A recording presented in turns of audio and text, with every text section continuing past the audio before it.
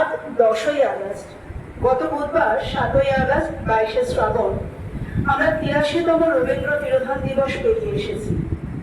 কর্মস্থলের চাপ ও সাংসারিক সমস্ত চাপকে সরিয়ে রেখে তাই আজ আমরা মুখার্জি পরিবারের সদস্যবৃন্দ জমায়েত হয়েছি বাঙালির চিরন্তন প্রাণের ঠাকুর রবি ঠাকুরের আরাধনায়। রবীন্দ্রনাথ ঠাকুর সাহিত্যিক প্রতিভার এক সমার্থক নাম। বাংলা সাহিত্যের এমন কোনো আঙিনা নেই যা রবীন্দ্র কলমের স্পর্শধন্য হয়নি। সুকান্ত ভট্টাচার্যের কলমটাই লেখে, এখনো আমার মনে তোমার উজ্জ্বল উপস্থিতি, প্রত্যেক নিভৃত ক্ষণে মত্ততা ছড়ায় যথারীতি। এখনো তোমার গানে সহসা উদ্বেগ হয়ে উঠি, নির্ভয়ে উপেক্ষা করি জঠরের নিঃশব্দ ভ্রুকুটি। এখনো প্রাণের স্তরে স্তরে তোমার দানের মাটি সোনার ফসল তুলে ধরে। এখনো স্বগত ভাবাবেগে মনের গভীর অন্ধকারে তোমার সৃষ্টিরা থাকে জেগে। আজ সেই গভীর অন্ধকারে জেগে থাকা সৃষ্টিরাই স্ফুরিত হোক মুখার্জি পরিবারের প্রতিটি সদস্যের কণ্ঠে, তালে, মুদ্রায়। অনুষ্ঠানের শুরুতে সমবেত সঙ্গীতের মাধ্যমে শ্রদ্ধা জানাই, অন্তত জানানোর চেষ্টা করি সেই প্রাণের ঠাকুরকে।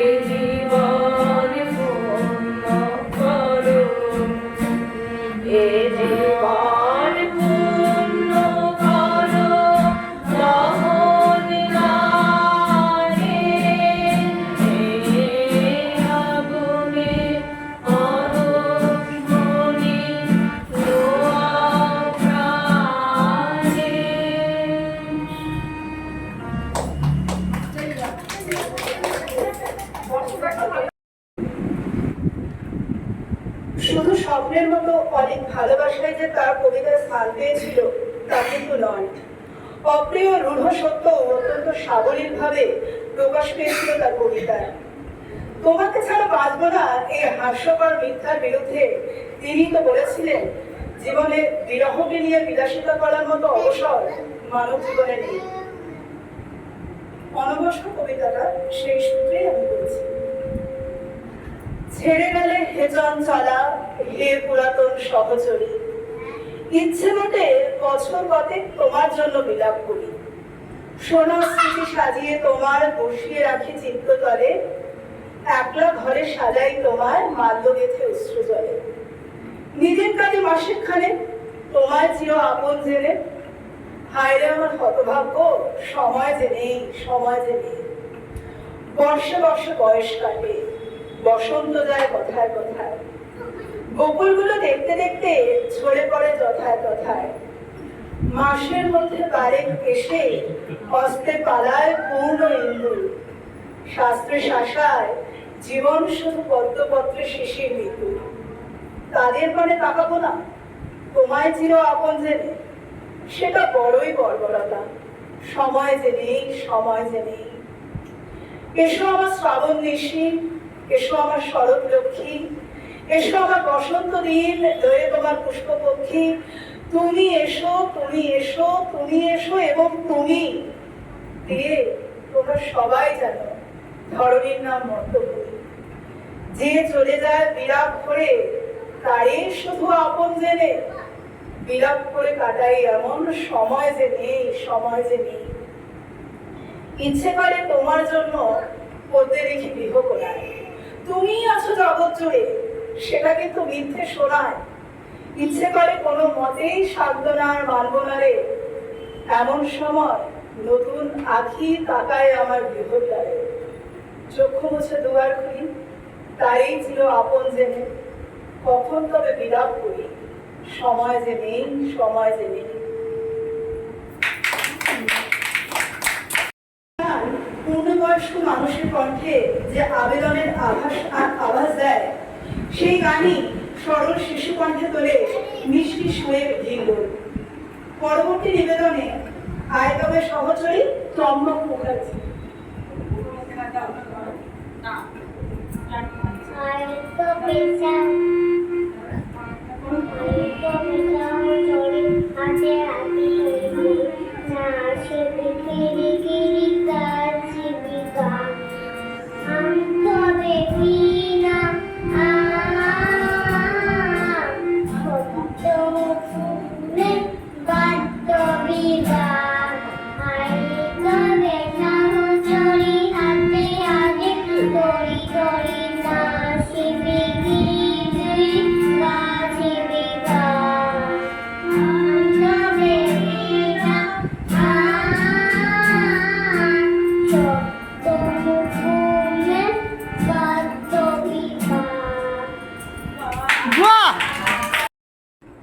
শিশু পাত্র তার হাত ধরে নতুন আলোর মুখ দেখেছিল। সহজ শিশু মনের কথা ভেবে তিনি লিখেছিলেন সহজ পাঠ। শান্তিনিকেতনের ছাত্র নন্দলাল বসু সহজ পাঠকে শিশু মনের উপযোগী করে তুললেন সাদা কালো রেখায়। রবীন্দ্রনাথ কিন্তু তাকে স্বাধীনতা দিয়েছিলেন নিজের মতো করে সহজ পাঠকে সাজাতে। সাদা কালো এই আঁকাগুলিকে আর্টের পরিভাষায় বলা হতো দিনকাল। লক্ষ্য করে দেখা যাবে লেখার সাথে ছবিগুলির তেমন কোনো মিল নেই। হর্ষই দীর্ঘভাবে বসে খায় ক্ষীর খইয়ে, তাই দুটি হাসির ছবি। আবার তিনটে শাড়ি ঝগড়া করে রান্নাঘরের চালে কবিতাটিতে দুটি শাড়ি আছে। হয়তো নন্দলাল বসু শিল্পী হৃদয় চেয়েছিলেন ওই 3 নম্বর শাড়িটাকে খুঁজে মন খুঁজে বেড়াক, বা অপটু হাতে পূরণ করুক 3 নম্বর শাড়িটার শূন্যস্থান। আজ হাজারো রঙিন সহজ পাঠের ভিড়ে রঙিন 3টে শাড়িকে সহাবস্থান। শুধু হারিয়ে গেল শিশু মনে 3 নম্বর শাড়িটাকে খোঁজার এক সরল চেষ্টা। তবু কবিতাগুলো থেকে যাক বাঙালির শিকড়ের টান হিসাবে। পরবর্তী নিবেদনে ওঙ্কার মুখার্জি নামদার মোটিভি কবিতা।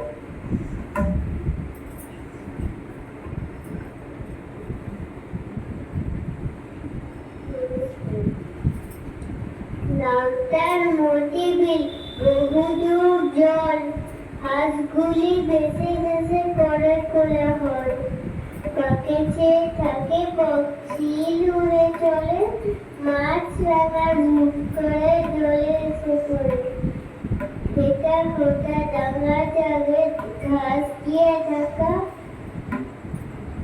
মাঝে মাঝে জলধারা চলে রাখা বাঁকা, কোথাও বা ধান ক্ষেত জলে আজও ডোবা,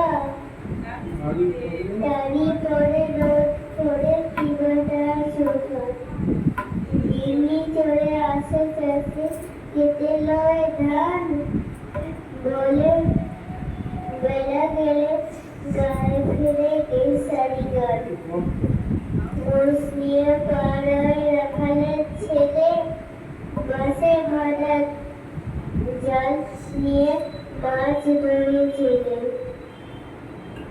মেঘ চলে ভেসে ভেসে আকাশের গায়ে, ঘন শ্যাওলা দল জলে ভেসে যায়। স্বপ্ন দেখতে আমরা কেনা ভালোবাসি, আর স্বপ্ন নিয়ে লিখেছিল অনেকে। তাহলে রবির এখন বিশেষত্ব কোথায়? বিশেষত্ব হলো একই কথা দুটি ভিন্ন বয়সের মানুষের কাছে দুটো ভিন্ন ছবি তুলে ধরে। তাই তো স্বপ্ন কবিতার দোকান বাজার সব নামে আর ঘটে বলতে আমার মেয়ে বোঝে,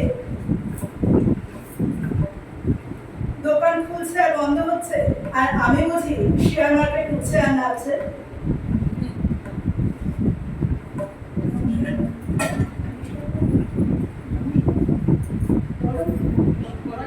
বলো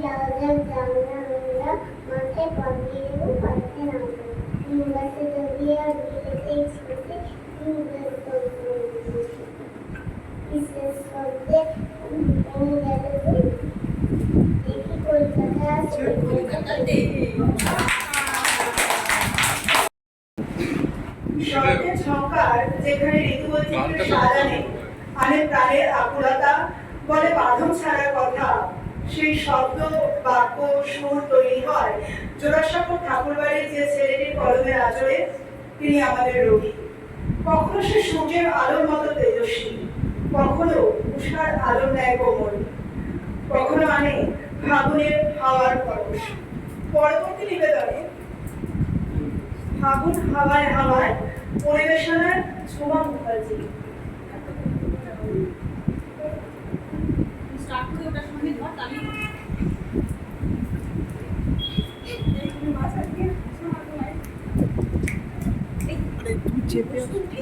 চেপে আমার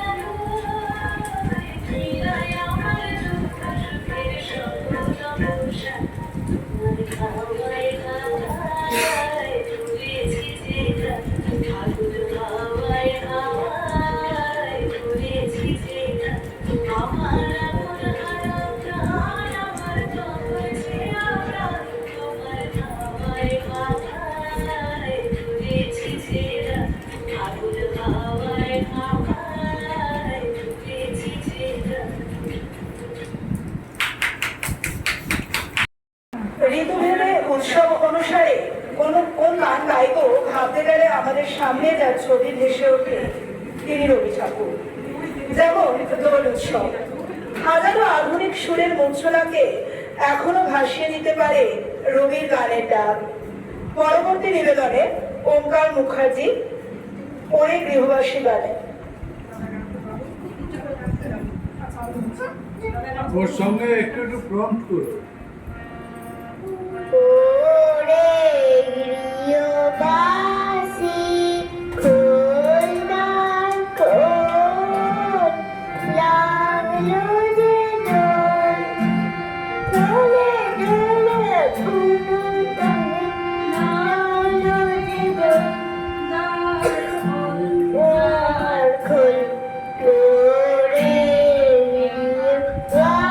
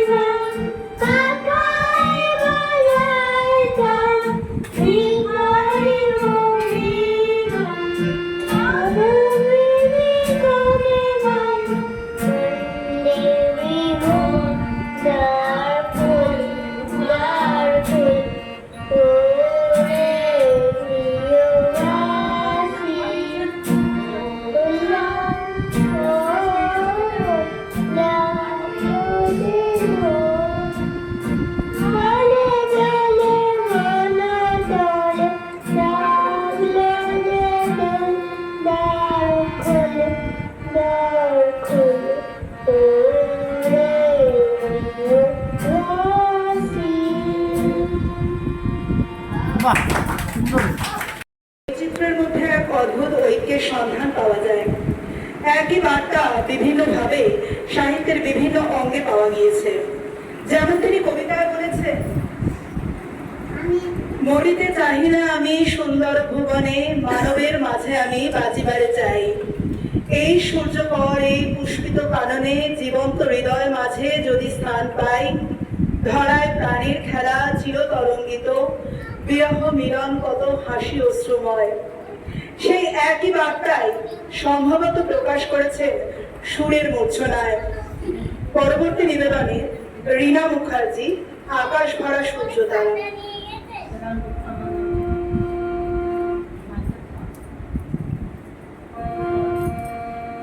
শুরু করি। আকার করা সূর্য তারা, বিশ্ব ভরা প্রাণ, তাহারি মাঝখানে আমি পেয়েছি, আমি পেয়েছি মোর স্থান বিস্ময়ে, তাই জাগে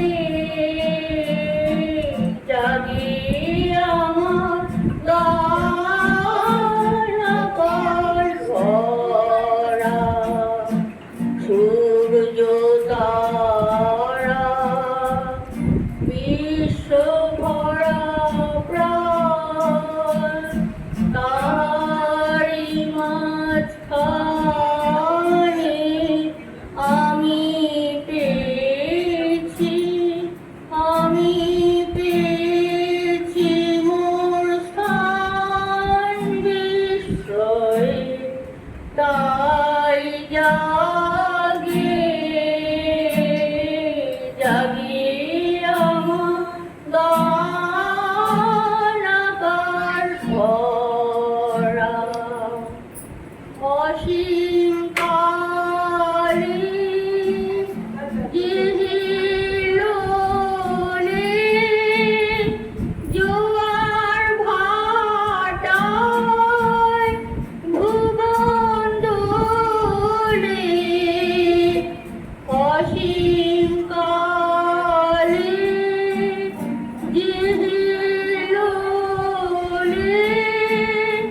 জোয়ার ভাটায় ভুবন দোলে, নাহিতে মোর রক্ত ধারায়, লেগেছে তার প্রাণ বিস্ময়ে, তাই জাগে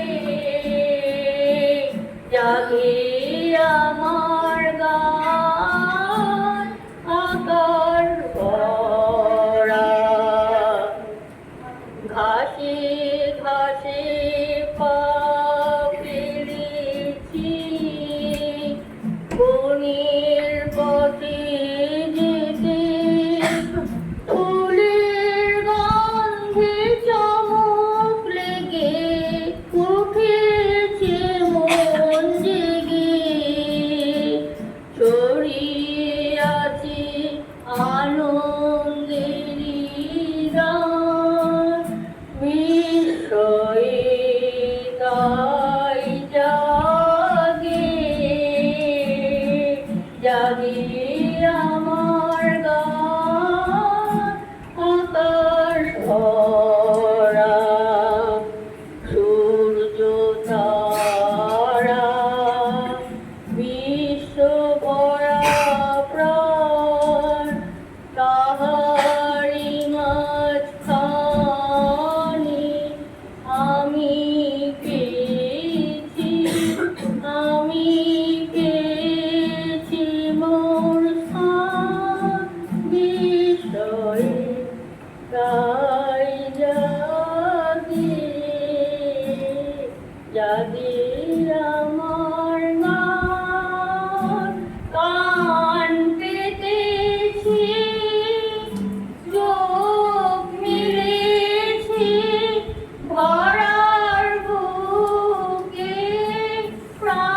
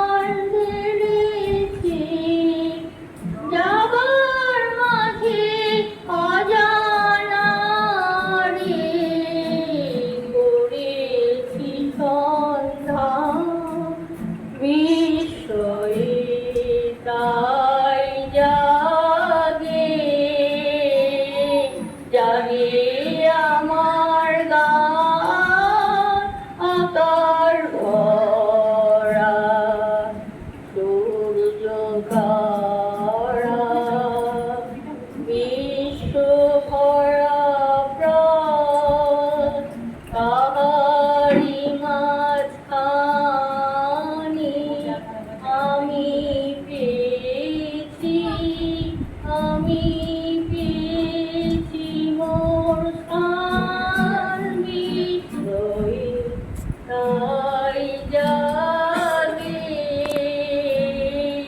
জাগে আমার গান আকাশ ভরা।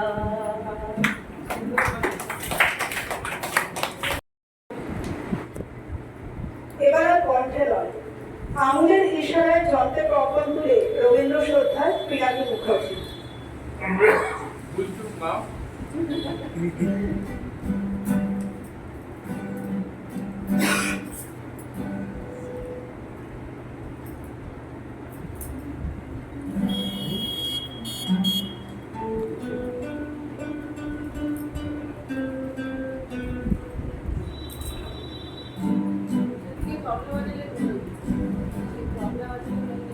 তবলাকে গান বাজানো যায় না।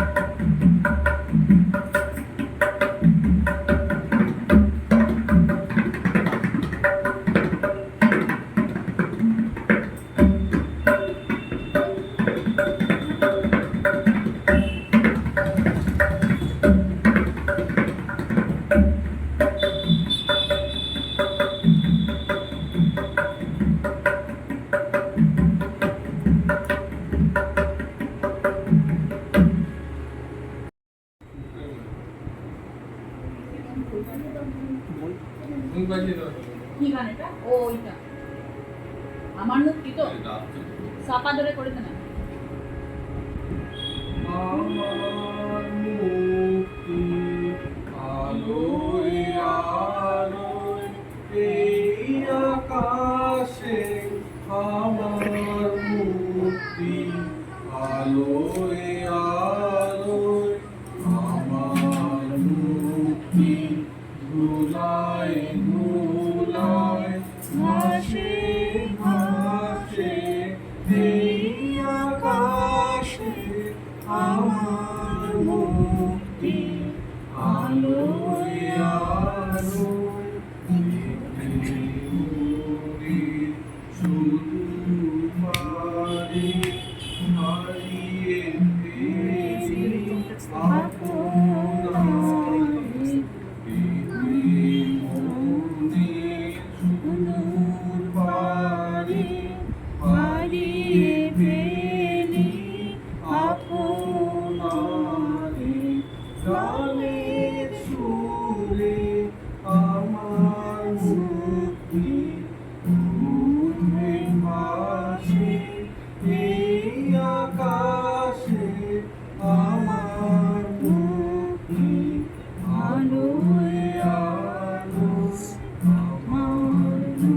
মুক্তি সর্বদানি মনের মাঝে এই আকাশে আমার মুক্তি আলোয় আলোয় আমার মুক্তি সর্বদানি মনের মাঝে দুঃখ বিপদ তুচ্ছ করা কঠিন কাজে বিশ্বধাতার চক্ষুশালা আত্মভূমি বন্দিশালা জ্বালা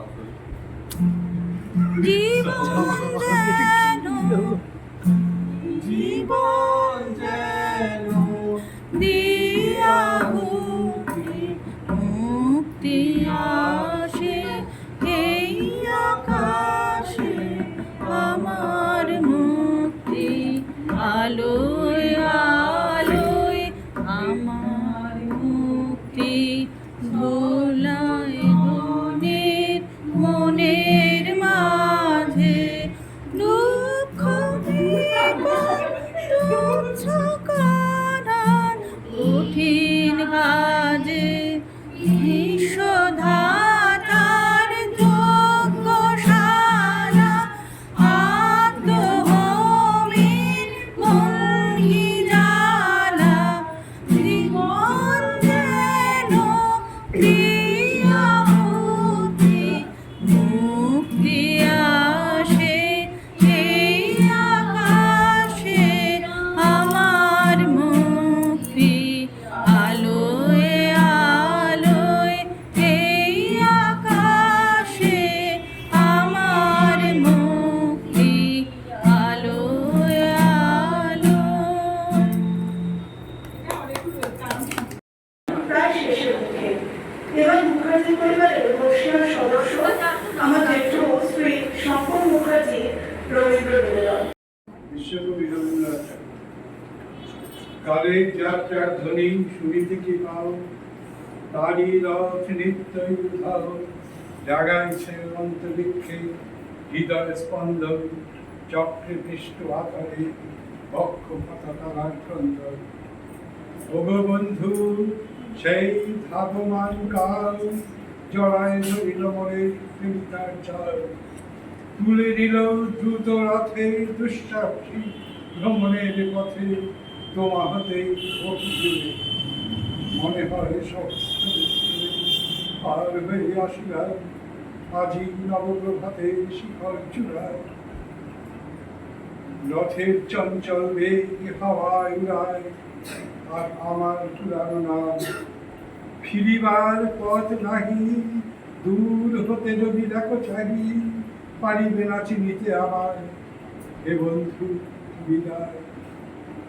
কোনদিন কর্মহীন পূর্ণ অবকাশে বসন্ত বাতাসে অতীতে তীর হতে যে রাত্রে বইবে দীর্ঘশ্বাস, ঝরা বকুলের কান্না ব্যথিবে আকাশ সেই ক্ষণে যে দেখো কিছু মোর রহিল কিছু তোমার প্রাণে প্রাণে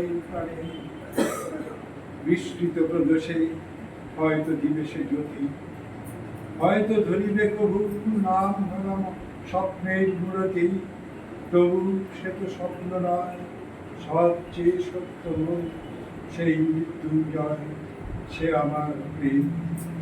তারে আমি রাখিয়া এলেন অপরিবর্তন অর্ধ তোমার উদ্দেশ্যে, পরিবর্তনের স্রোতেই আমি যাই ভেসে কালের যাত্রায়। হে বন্ধু বিদায়, তোমার হয়নি কোনো ক্ষতি মর্তের মৃত্তিকামল, তাই দিয়ে স্বপ্নের মূরতি যদি সৃষ্টি করে থাকো তাহারই আরতি হোক তবে সন্ধ্যাবেলা। পূজার সে খেলা ব্যাঘাত পাবে না মন, প্রত্যহের মান স্পর্শ রেখে তৃষার্থ আবেগ বেগে ভ্রষ্ট নাই হবে তার কোনো নৈবেদ্যের ফলে। তোমার মানুষ ভোজে সযত্নে সাজালে যে ভাববাসের পাত্র পানির তৃষ্ণায় তার সাথে জীবনা মিশায়, যেমন তুমি ধর যেমন আজও তুমি নিজে হয়তো বা করিবে বচন, তোমার মোর স্মৃতিটুকু দিয়ে স্বপ্নাবিষ্ট তোমার বচন, তার ঘর তার নারহিবে দায়, এ বন্ধু বিদায়। মোর লাগি করিও না শোক, আমার রয়েছে গর্ব, আমার রয়েছে বিশ্বরোগ। মোর পাত্র মুক্ত হয় না, শূন্যের করিব পূর্ণ, এই ব্রত বকিব সদাই। উৎকণ্ঠা আমার যদি কেহ যদি প্রতিক্রিয়া থাকে, সেই ধন্য করিবে আমাকে। শুক্লপক্ষ হতে আনি রজনী গন্ধার বৃন্তখানি, যে পারে সাজাতে অর্ঘ্যথলা কৃষ্ণ পক্ষ রাতে। যে আমারে দেখিবারে পায় অসীম ক্ষমায়, ভালো মন্দ বিনয় সকলই, এবার পূজায় তারে আপনারে দিতে চাই বলি। তোমারে যা দিয়েছি পেয়েছ নিশ্চয়ই অধিকার, হেথা মোর তিলে তিলে ধার, করুণ মুহূর্তগুলি গণ্ডূষ আর হৃদয় অঞ্জলিপ্ত। ওগো তুমি নিরূপণ, হে ঐশ্বর্যবান, যা তোমারে যা দিয়েছিল সে তোমারই দান। গ্রহণ করেছ যত, ঋণী তত করেছ আমার, হে বন্ধু বিদায়।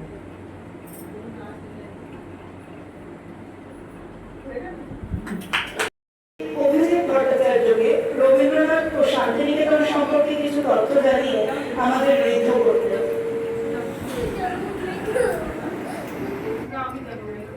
নমস্কার। প্রথমেই জানাই মুখার্জি পরিবারে বউদের ধন্যবাদ জানাই, তারা এরকম একটা প্রয়াস নিয়েছে এবং সুন্দরভাবে ঘরোয়া অনুষ্ঠান করার জন্য এই তাদের ধন্যবাদ। সুন্দর অনুষ্ঠান পরিচালনা করেছে, যা তার মধ্যে আমি আশা করব এটা কন্টিনিউ হবে, মানে প্রতি বছর হবে এবং 25শে বৈশাখ আমি আশা করব এরকম একটা অনুষ্ঠানের জন্য তারা আমাদের উপহার একদম এবং আমার বিশ্বাস এটা এই ক্ষুদ্র প্রয়াস ছোট্ট ছোট্ট করতে করতে একদিন একটা বড় জায়গায় পৌঁছবে। এই আশেপাশের লোকেরা কিন্তু একটা সময় আমি দেখতে পাচ্ছি তারা এইখানে যোগ দেবে। এই প্রয়াস সাকসেস হোক, সকল লোক এই কামনা করি। এরপরে রবীন্দ্রনাথ সম্বন্ধে একটু বলতে বলা হয়েছে, তো আমি অনেকেও একটু বলতে পারেন, আমি যেটা 90 দশকের প্রথমের দিকে দেশ পত্রিকাতে পবিত্র সরকার 5 বছর ছিলেন, তিনি ধারাবাহিকভাবে একটা লেখা লিখেছিলেন ভগ্নদীপ বলে। তা সেই লেখাটার কিছু মানে মূল বক্তব্যটা কি বলেছিলেন আমি বলতে চাইছি এবং বলতে চাইছি কি বলতে চেয়েছিলেন। রবীন্দ্রনাথ যখন শান্তিনিকেতন করেছিলেন, তিনি ছোটবেলায় এই জায়গায় বাবার সঙ্গে আসতেন, এসে এই জায়গাটা পছন্দ হয়েছিল। পরবর্তীকালে এখানে যে শান্তিনিকেতন তৈরি করেছিলেন বহু কষ্ট করে এবং তার যে উপার্জিত পয়সা, টাকা পয়সা, তার রয়্যালটি এবং শেষে নোবেল পুরস্কারের সমস্ত টাকা এখানে ঢেলেছিলেন। তারপরেও তার কিন্তু অর্থের অভাব শেষ দিকে প্রচুর পরিমাণে হয়েছিল এবং তার যে ভাবধারা চিন্তা ভাবনা নিয়ে শান্তিনিকেতনটা করেছিলেন, সেই মানসিকতার লোকেদের তিনি এখানে নিয়ে এসেছিলেন প্রফেসর হিসেবে। সেই আঁকা বলো আর ফিজিক্স কেমিস্ট্রি যা কিছু, তাদের মূল ব্যাপার হচ্ছে রবীন্দ্রনাথের যে চিন্তা ভাবনা নিয়ে এটা করেছিলেন, তার উপর বেশ করে এখানে শিক্ষাদান করা। হ্যাঁ, তো এইটা একটা মূল উদ্দেশ্য ছিল, কিন্তু তিনি শেষ জীবনে বুঝতে পারলেন যে তিনি আর পারছেন না এবং ওনার অবর্তমানে এটা আর থাকবে না। তো 1939-40 সালে গান্ধীজি শান্তিনিকেতনে কবিগুরুর কাছে গিয়েছিলেন দেখা করতে। তিনি আমাদের রবীন্দ্রনাথ ঠাকুর গান্ধীজিকে অনুরোধ করেছিলেন যে আমি বুঝতে পারছি আমার অবর্তমানে এই আমার কষ্ট করা বিশ্বভারতী থাকবে না, দেশ স্বাধীন হবে, আমি তখন থাকবো না, তুমি নেহরুকে বলো যেন এটা অধিগ্রহণ করে এটা বাঁচিয়ে রাখে। তিনি কিন্তু এই কথাটা রেখেছিলেন এবং নেহরুকে বলেছিলেন যে তুমি এটা স্বাধীন হওয়ার পরে অধিগ্রহণ করো, এবং সেই অধিগ্রহণ করা হয়ে শান্তিনিকেতন বাঁচে। কিন্তু রবীন্দ্রনাথ লিখেছেন কি ভগ্ন নীল, কেন লিখেছেন? এর পরবর্তীকালে যখন সেন্ট্রাল গভর্নমেন্ট এটা নেয় তখন কিন্তু পেপারে অ্যাডভার্টাইজমেন্ট দিয়ে প্রফেসর রিক্রুটমেন্ট করত। তারা কিন্তু বেশিরভাগ লোকেরাই রবীন্দ্রনাথের ভাবধারা কি উদ্দেশ্য নিয়ে এটা করেছিলেন সেটা সম্বন্ধে তারা ওয়াকিবহাল ছিলেন না। তারা স্যালারি কত এটা দেখেই এসেছিলেন। তার ফলে এই যে স্বপ্নের যে একটা নীড় তৈরি করেছিলেন এটা ভাঙতে শুরু করে, এবং আমরা এখন দেখতে পাচ্ছি বিশ্বভারতীর কি অবস্থা, সেখানে এখনকার বর্তমান যে অবস্থা তিনি কিন্তু তখন থেকেই বুঝতে পেরেছিলেন যে আমার যে স্বপ্ন সেটা পূরণ হবে না। তাই আমরা যখন দেখি শান্তিনিকেতনে এত সব গন্ডগোল হচ্ছে, আমি পবিত্র সরকারের লেখাটা পড়ে দিয়েছিলাম যে এই স্বপ্নের নীড়টা আর থাকলো না। যে একটা বিশ্ববিদ্যালয় রইল, কিন্তু তিনি যে স্বপ্ন নিয়ে করেছিলেন স্টুডেন্টদের প্রকৃতির মধ্যে দেখে পড়াশোনা করা, আধ্যাত্মিক চেতনা দেয়া, শিক্ষার সঙ্গে সঙ্গে এইগুলো কিন্তু আর সেখানে পাওয়া যায়নি এবং যাবেও না।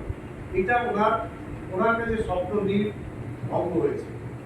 তো এটা একটা রবীন্দ্রনাথের সম্বন্ধে আর কি বলার মধ্যে আছে, তিনি যে তার যে লেখা, তিনি ওনার তো ব্রাহ্ম সমাজে ছিলেন, ব্রাহ্ম সমাজের মূল ব্যাপারটা ছিল অদ্বৈতবাদ। তো মানে কোনো মুক্তি পুজো না, তো এই যে অদ্বৈত ব্যাপার মধ্যে তার মধ্যে কিন্তু মেইন রবীন্দ্রনাথ লিখেছেন উপনিষদের উপরে বেশ করে, সমস্ত কিছু উপনিষদের বেশ করেই লেখা, এবং তাতে কিন্তু বলা আছে সাধারণ মানুষের মধ্যে ঈশ্বর আছে এবং সেই ঈশ্বর তোমার মধ্যেও আছে, তুমি তাকে ডাকলে তুমি ঈশ্বর পাবে। এই সমস্ত কথাগুলো তিনি কবিতা গানের মধ্যে প্রকাশ করেছেন। যদি রবীন্দ্রনাথকে পড়া যায় তাহলে আমাদের আধ্যাত্মিকতা অনেক কিছু জানা যায়। মানে একটা ছোট উদাহরণ দিচ্ছি তাহলে বুঝবে। যেটা আছে, আপনাকে জানা আমার পুরাবে না, রবীন্দ্রনাথের গান আছে না, আপনাকে জানা আমার পুরাবে না, এই জানারই সঙ্গে সঙ্গে তোমায় চেনা। কি বলছেন? আপনাকে মানে নিজেকে যদি জানতে পারে, আপনাকেই জানা আমার পুরাবে না, শেষ নেই, এই জানারই সঙ্গে সঙ্গে তোমায় চেনা, তোমার মানে ঈশ্বরকে চেনা।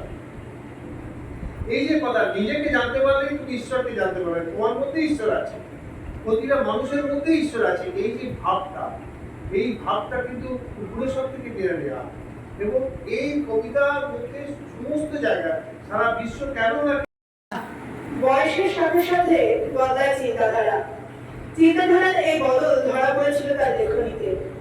ঠাকুরের প্রথম পর্যায়ের লেখায় তাই আমরা পাই, আকাশ তবু সুনীল থাকে, মধুর থাকে ভোরের আলো, মরণ এলে হঠাৎ দেখি মরার চেয়ে বাঁচাই ভালো, যাহার লাগি চক্ষু বুঝে বহিয়ে দিলাম অশ্রু সাগর, তাহারে বাদ দিয়েও দেখি বিশ্বভুবন মস্ত ডাগর। অথবা বৈরাগ্য সাধনে মুক্তি সে আমার নয়, অসংখ্য বন্ধন মাঝে মহানন্দময় লভিব মুক্তির স্বাদ। অর্থাৎ ছত্রে ছত্রে প্রকাশিত হয়েছে জীবনের আহ্বান। মৃত্যুর পরের জগৎ সেখানে তেমন স্থান পায়নি, বেঁচে থাকার আনন্দই শ্রেষ্ঠ, মৃত্যু সেখানে ভুলে যাওয়া স্মৃতি মাত্র। সেই কারণে পরবর্তী সময় নিঃসৃত হয়েছে, আমি আছি, আমি থাকবো, আমি ফিরবো নতুন কোন নামে, নতুন কোন সম্পর্কে। তাই তো জীবনে নির্বাপিত হওয়া ৮৩ বছর পরেও তিনি এক অনির্বাপিত জীবন শিখা।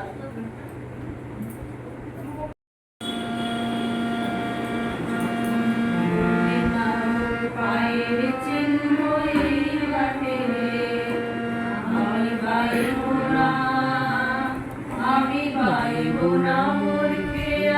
করি এই ঘাটে গো, যখন পড়বে না মায়ের চিহ্ন এই ঘাটে। চুকিয়ে দেব বেচা কেনা, মিটিয়ে দেব গো, মিটিয়ে দেব লেনা কেনা, বন্ধ হবে আনা গোনা এই ঘাটে।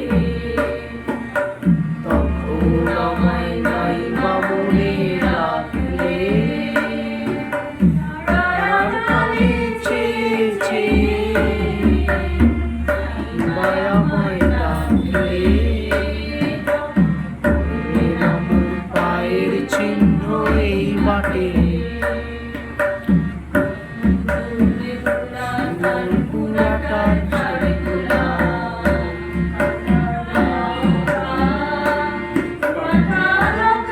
উঠবে ঘরের তারগুলায়,